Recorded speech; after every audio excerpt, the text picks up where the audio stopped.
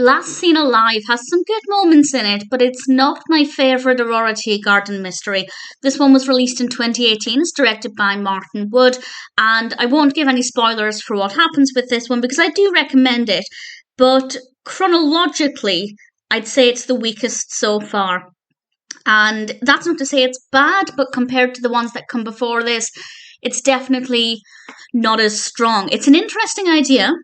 Aurora's friend Robin, the writer, has written a book about a librarian, and it's very much based on Aurora's life. And Martin has a strong sense of jealousy about this, which I kind of understand. It's not necessarily what we would normally expect from Martin. One could argue it's a bit of character development for Martin now that he's falling more in love with Aurora, he's more inclined to feel jealous. But if somebody were to argue that it's not very typical of Martin, I could see that side as well.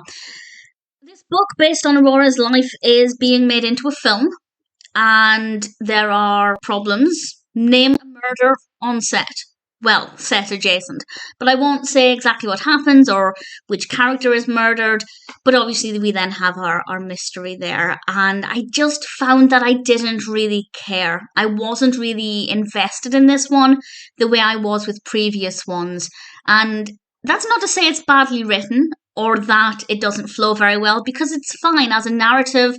From a technical view, everything makes perfect sense. The structure is fine, the pacing is fine. Well, once the murder happens, the pacing is fine.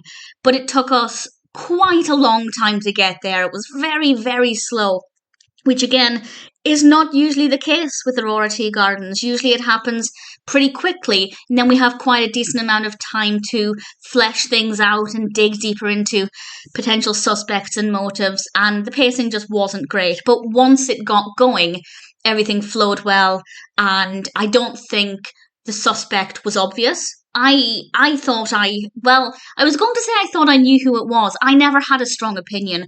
I had a small suspicion, and I was incorrect, but I didn't feel very strongly about that suspicion. So I wasn't really sure who it was or what their motive was.